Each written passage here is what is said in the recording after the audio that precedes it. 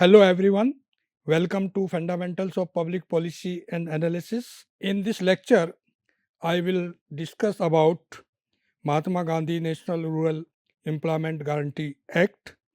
This is one of the important act enacted by Government of India to ensure employment of 100 days to those households who are willing to take manual jobs under this scheme in rural area. In the post reform periods, we have observed that Indian economy grew at a very fast rate, but its performance remained dismal on creation of adequate employment opportunities. I also emphasize here that there are three key areas on which policy implications should have positive impact.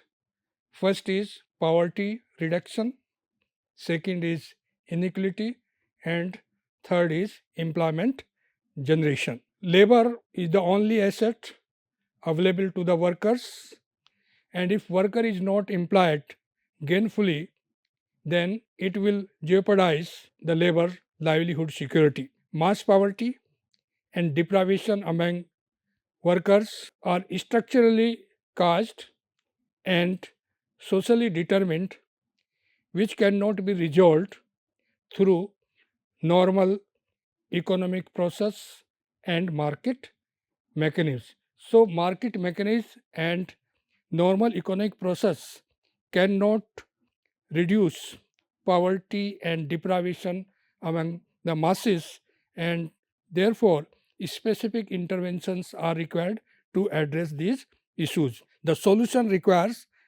appropriate government interventions in terms of designing and planning income and employment generating schemes for their livelihood securities and ensuring their productive role in the rural economy. Political leaders, academicians, civil society organizations, trade unions strive hard to make the right to work as a legal guarantee for rural workers. Their efforts have resulted in the enactment of National Rural Employment Guarantee Act 2005 in the month of September. So, therefore, it is relevant to understand how MGNREG have been implemented and what are its impact on the rural economy. But before that, we can also have a look on the historical perspective of Mahatma Gandhi National Rural Employment Guarantee Act. In 1991, Government of India under P.V. Narasimha Rao proposed a pilot scheme for generating employment in rural area with the following goals: employment generation for agricultural labor during the lean season, infrastructure development in rural area, enhance food security for the poor workers in the rural area, and this scheme was called the Employment Assurance Scheme, which later evolved into a National Rural Employment Guarantee Act or scheme. It was notified on September 7, 2005, which was later renamed as Mahatma Gandhi National Rural Employment Guarantee Act. This act is an Indian legislation enacted by Government of India, represent a paradigm shift in India's social security network. So this act has made significant change in the social security framework of the country because it ensures 100 days employment to the rural households, particularly in the lean season when outside employment was not available to the workers. Historically, rural poverty alleviation strategies relied heavily on top down, supply driven wages employment programs such as National Rural Employment Program Jawar Rozgar Yojana.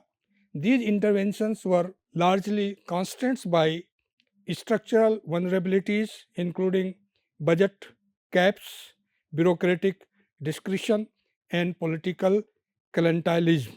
Mahatma Gandhi National Rural Employment Guarantee Act changed this dynamics by transforming wage employment from a discretionary welfare schemes into a right-based legal enforceable entitlement of the workers.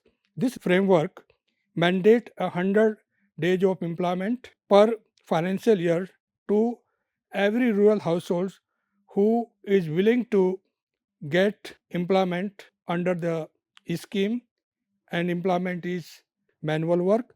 It is not just a pure welfare activity, as workers are factors of production that is also used for creating assets that generate employment avenue in the mainstream economy. So this program cannot be viewed just a wage employment programs in rural area, but it also have a huge forward and backward linkage in the economy. And since most of the activities created under this program are water, road, and other physical infrastructure, then the creation of these physical assets in the rural area will also motivate additional employment and income opportunity for the rural area. So this program cannot be just assessed in terms of wage employment program. It must be viewed in a comprehensive manner, including the impact on the rural economy, creating a forward backward linkages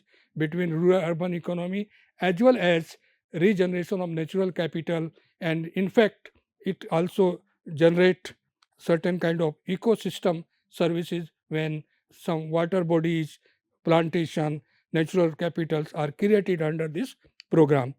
Unlike various rural employment programs, which were largely based on a pattern client model, it empowers the rural people, workers, to exercise their entitlement under the Act. Constitutional provisions can also be discussed here related to Mahatma Gandhi National Rural Employment Guarantee Act. We can also know that the Universal Declaration of Human Rights 1948, the primary document protecting and promoting human rights under international laws, ensuring for every person in the world the right to work. Article 23. The right to work has also been recognized as a human right under International Convention on Economic, Social and Cultural Rights in Article 6. India also made sufficient provisions in the Indian Constitution in this regard. Directive principles of state policy are enriched in Indian Constitution, and Article 39 states that the state shall in particular direct its policy towards securing that the citizens and men, women equally have the right to an adequate means of livelihood. So this directive principle of state policy clearly states that the state shall create an enabling environment under which each member of the society, be it man or women, will have the equal right to the adequate means of livelihood. Article 40 also recognize the role of village panchayat as the unit of self government, and later on the 73rd and 74th Constitutional Amendment Act were enacted to empower the local bodies. Article 41 of the Indian Constitution, that is also the part of this directive principle of state policies, is secure the right to work, to education and public assistance in case of unemployment, old age, sickness and disability. So constitution provisions also provide protection of worker in terms of providing employment opportunity so that they can enrich their livelihood through productive employment. Article 43 states that the state shall endeavor to secure all workers a living wage and a decent standard of living. Article 46 mentions that the state shall promote education and economic interest of the weaker section of the people, particularly those of the scheduled caste, scheduled tribes, and other weaker section of the Indian society. I already told you that Panchayati Raj system was evolved through amendment in the constitution, bringing 73rd and 74th Constitutional Amendment Act, empowering urban as well as rural local bodies. Social justice and welfare state principles are also followed. So, keeping all these constitutional framework, MGNREGA reflects the vision of a welfare state committed to reduce inequality and ensure livelihood securities. Let me briefly explain you the rationale for Mahatma Gandhi National Rural Employment Guarantee Scheme. First point is it provides social safety net for the marginalized group. Second, it eliminates the distress migration when workers are getting 100 days of employment per household within the vicinity of the village, then it will reduce the distress kind of migration from rural to urban area. It also focus on geography of poverty because poverty is concentrated in few regions, and it has been observed that the program has been quite successful in those regions where there was high demand for manual work. Under this program, it generates employment in most deprived areas through productive work and rejuvenate the natural capital, which also provide a base of rural livelihood to the poor communities, because poor people draw food, fodder and fuel from the natural resources, and through this program, when natural resources are augmented, that will also improve the livelihood of common masses who depend on these natural resources. It also enhances agriculture productivity, and it provides benefit to the farmer. In fact, later on in this scheme, the work on private land were also allowed, and small and marginal farmers can draw wages from this scheme and do some plantation work, water harvesting structure on their farm ponds, etc. So, agriculture productivity is also improved by implementing this scheme. It is a step towards achieving growth with equity because emphasis is on providing manual jobs to those who are not able to get job in the labor markets. So, the policy is to create equity with economic growth, regeneration of natural capital and mitigating the climate change. In fact, it is one of the largest programs in the world. In fact, World Bank also appreciated this program, and when a huge amount of money is flowing into the rural economy to create the assets related to natural resources, then it will have some impact on reducing the adverse consequences of climate change in the economy, because many activities related to these programs are natural resource based: plantation, water harvesting, water conservation, etc. Policy objectives of this program, we can classify them into three categories. One is primary objective, secondary objective, and then socio-economic objective. So, primary objective of this program is to provide legal guarantee of 100 days of unskilled manual work to the rural households upon the demand, thereby creating a reliable social safety net during the lean agriculture season. So, this is a demand driven program, and any member, and there is no limit about the economic status. Anybody, any household, whether above the poverty line or below the poverty line, can apply for employment under this scheme.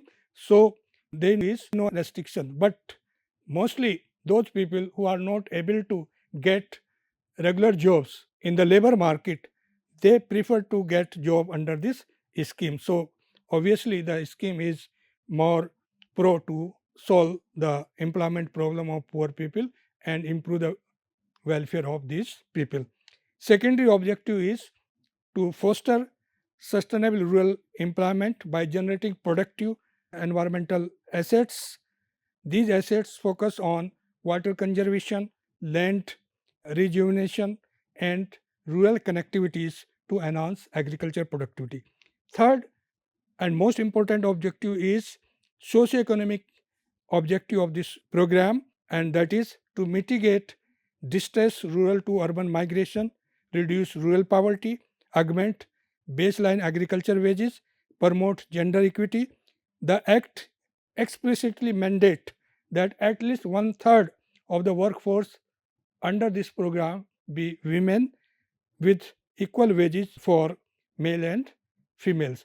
So one third jobs are reserved under this scheme for female. So it also focus on gender empowerment, ensuring work for female under this scheme. Let me briefly explain the main features of this program. First is employment under this scheme is provided within 15 days of application for the work. When job card holder apply for work according to this act, within 15 days the employment will be provided by the Gram Panchayat. If employment is not provided within this period, then unemployment allowance on daily basis will be given. Another important feature of this program is that program provides employment to the households near to their village in the radius of 5 kilometers. And if the employment is outside the radius of 5 kilometers, then 25% extra wages will be paid to the worker. And here the ratio is 60-40 for wage and material. So if 100 rupees is spent on this program, 60 rupees will be spent on workers wages and 40 rupees will be spent for capital generation or skilled work, etc., material content like cement or bricks, etc. Wages to be paid in accordance with the Minimum Wage Act 1948 for agriculture workers. So wages are paid to the workers according to the Minimum Wage Act, and these wages are revised time to time taking into consideration the inflation factor. Another feature of this program is that no contractor in activities initiated under this program will be allowed, or no machinery will be allowed, so that manual work or manual jobs can be created for the workers. At least one third of beneficiary, I already told you, will be female. Gram Sabha recommends the work, and Panchayati Raj institutions played an important role to implement the scheme. There may be others implementing agency. So Gram Panchayat is one implementing agency. Then NGOs can also be implementing agency.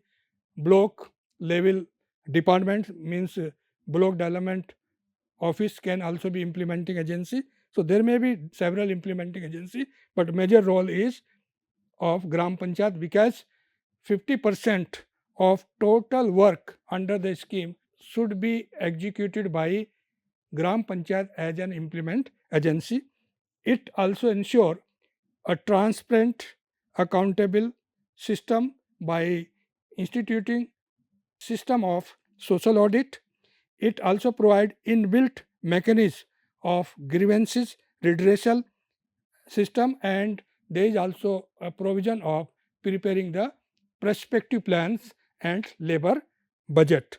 So every year the Gram Panchayat will prepare a labor budget by conducting door to door survey to assess in different months how much is the labor demand by the households, and accordingly the activities were planned in the labor budget and amount of the money required to execute the work also demanded by the panchayat. So, this plan includes the labor budget as well as the expected amount that is required to generate employment as per the requirement made by the households. There is a paradigm shifts in this program. It ensure right-based framework of employment. 100 days is the right of the worker to get from the government under this act. It provides legal guarantee. Earlier programs did not provide any legal backing of the schemes.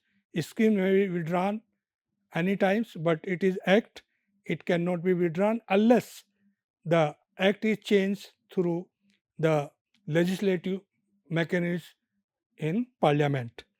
It is a time bound action to fulfill the guarantee of the workers. Then if the government, state governments are not performing well in terms of implementing the scheme, then it will put additional burden of unemployment allowance. As I already told you that if worker is not getting 15 within 15 days employment after applying for the job, then unemployment allowance will be paid. But according to this act, central government will not pay unemployment allowance. It is to be paid by the state government. So this program actually create disincentive system for the state government, because if they are not implementing the program as per the requirement of the workers, then they have to pay unemployment allowance and it will increase their budgetary allocation on the program. It is a demand driven programs and resources are mobilized accordingly. There is no, according to this act, there should not be any constraints on the resources. If more or more workers are demanding jobs under the scheme, and if they want 100 days jobs, then it becomes the responsibility of the state to provide these jobs. Then there are several permissible work under this scheme. I will discuss these in greater detail later on, but it includes water and soil conservation activities, afforestation activities, land development activities, road construction activities, and there are non-negotiable parameters under the scheme. As I told you that contractor will not be allowed, and work will not be paid without job cards, and work will not be given without this muster roll, and machinery will not be allowed. All these are the non-negotiable parameters of this scheme. Let us know more about policy implementation process. The architectural design of this program combined a centrally mandated regulatory framework with a highly decentralized operational structure. This design represents a hybrid implementation modeling, blending top-down structural boundary with bottom-up localized planning, while the central government retained control over macroeconomic policy parameters, legislative compliance, and financial disbursement. The statutory authority for planning, project selection, and execution is explicitly vested in the local self-government institution known as Panchayati Raj system. The flow of implementation from center to local agencies can be explained by us by this chart. For example, here there is a central government, Ministry of Rural Development, the apex institution, then state governments, they formulate state employment guarantee councils, then there is a district level committee programs, and here the district magistrate is district program coordinator, which manages the program at the district level. Then at the block level there is a DPO, as well as PO. PO is program officer, and DPO is Deputy Program Officer, PO is Block Development Officers, and at the Gram Panchayat level we have executive body of the Gram Panchayat, which is known as Panchayat Executive, Sarpanch and members, and also the Gram Sabha, which approve the programs in its general body meeting. So there are different pathways to implement the programs started from Ministry of Rural Development to the Gram Panchayat. Funding arrangement is that the ratio is 75% funds will be paid by the central governments and 25% will be paid by the state government, while for the material content the entire cost will be borne by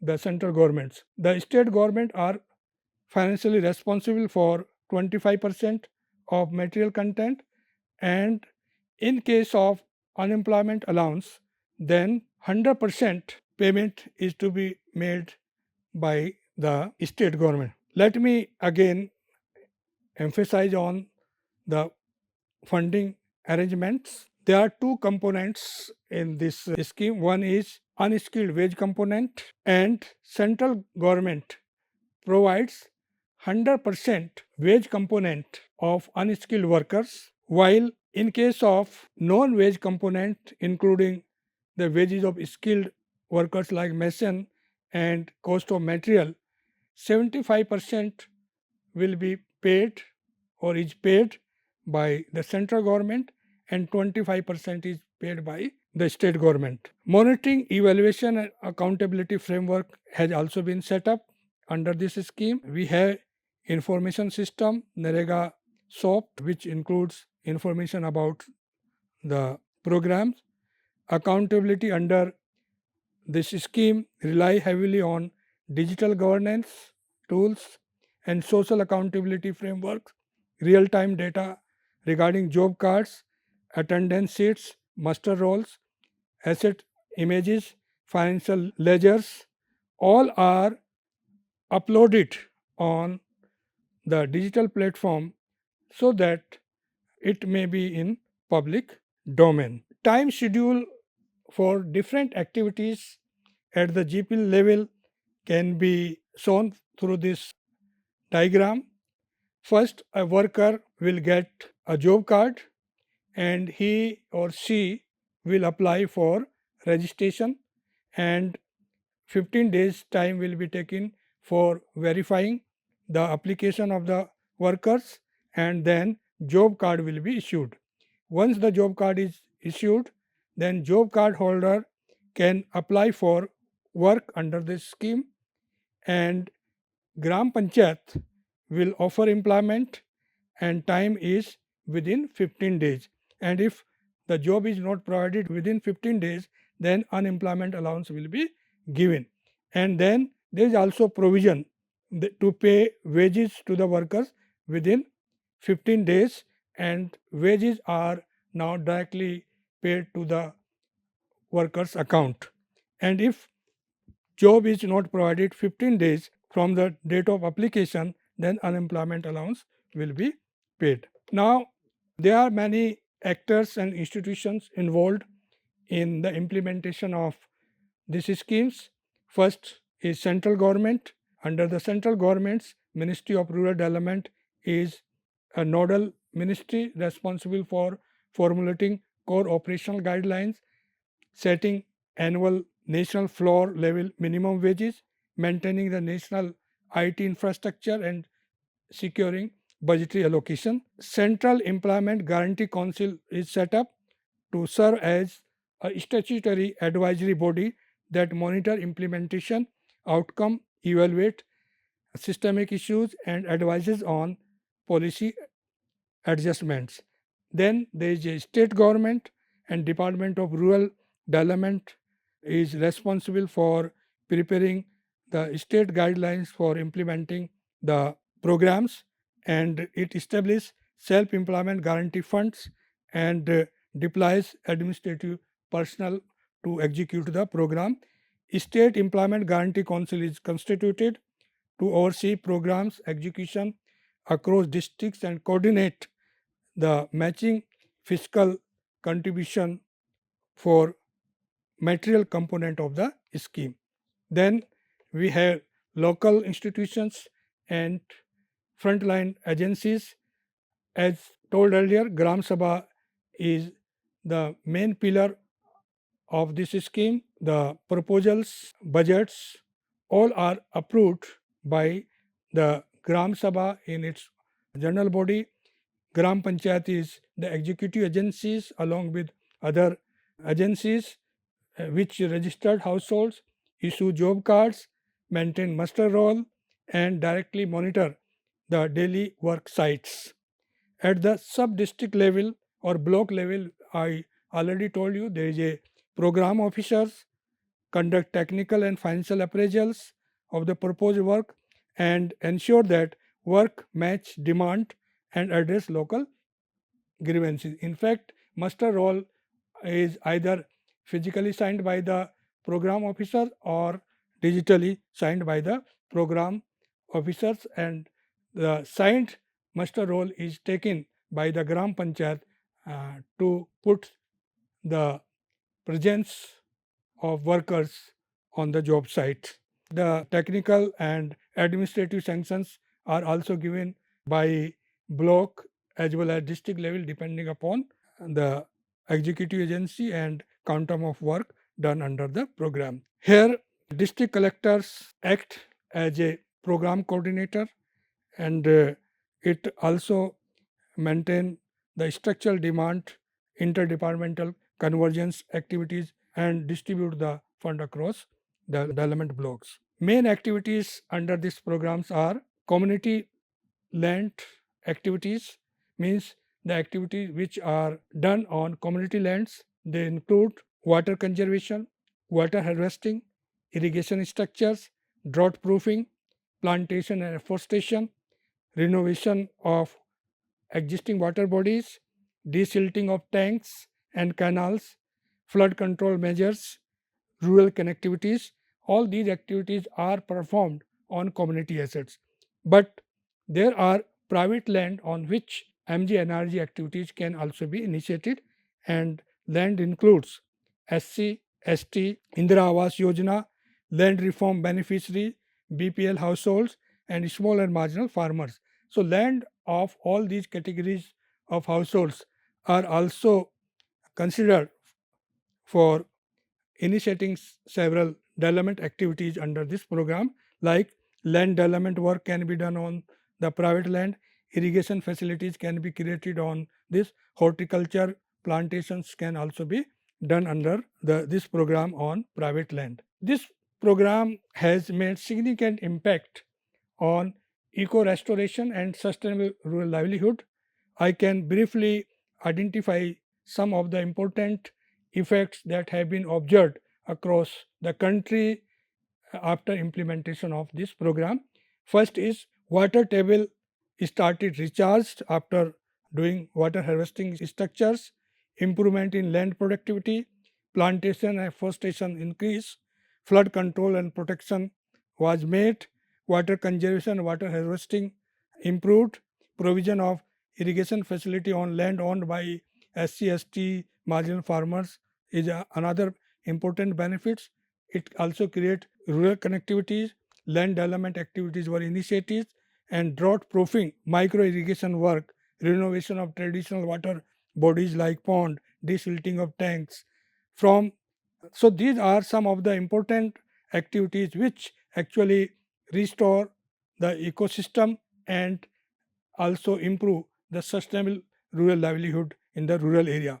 And here you can say that this program move merely from wage employment to sustainable rural livelihood. And it was also discussed that the manual work over a longer period is not a solution. So therefore, efforts are also being made that job card holder should get training and skill so that they can also get self employment or wage employment with better wages and better working conditions. It also generates many important changes in the rural economy, like water use efficiency. It creates forward and backward linkages. I cannot go more in detail, but there are many research studies which also emphasize that women empowerment is also done. Women feel more having discretion in spending money on many social events, giving money to their daughters in different occasions. So these are the some important effects that had been observed in the economy. Or even if you think at a macroeconomic level, if you find that 60 to 1 lakh crores of rupees are flowing in the rural area in different years. So starting from say 50,000 crores to 1 lakh crores in different time periods. So this much amount of money is flowing in the rural economy. So you can imagine how this flow of money in the rural area will create forward and backward linkages and generate more employment, not only as a casual labor but also different kind of jobs created through these linkages. Let me now sum up this topic. I discuss in this lecture about the history of or historical perspective of implementation of Mahatma Gandhi National Rural Employment Guarantee Schemes, and also discuss briefly the constitutional provision made in India regarding right to work under directive principles of state policies, and I also discuss the key objectives of Mahatma Gandhi National Rural Employment Guarantee Scheme, which can be classified as primary objective to provide 100 days of employment, then secondary objective to generate productive assets in the economy and creating these assets for productive use and enhancing the agriculture productivities, and also the socio-economic impact in terms of reducing distress kind of migration, reducing poverty, and it has been observed that traditional migration from backward states to other agriculturally developed states also declined after implementation of the program. Another things which I will discuss in next lecture, that it also have positive impact on increasing real wages. In fact, if you look at the 5-year period, Mahatma Gandhi National Rural Employment Guarantee Scheme was enacted in 2005, and if you see the NSSO survey of 2011-12, then you will find that during this period agriculture real wages on an average increased by 5 to 6%, while real growth in agriculture was 3 to 4%. So you can say that real wages of workers in rural India increase much faster than the real increase in the agriculture growth. So this is the important change that has been observed, and I also discuss the implementation framework of these programs. Started from Ministry of Rural Development to the state rural development department to district level program coordinators, district program coordinator to block program officers to gram panchayat, vikas adhikari, and panchayat sachivs, as well as executive body of panchayat and gram sabha. So this is, you can say, is a very big program, and it has made significant impact in the economy because its coverage is very comprehensive. With these words, I thank you, and next topic will also related to this topic. I will continue it in the next lecture. Thank you very much.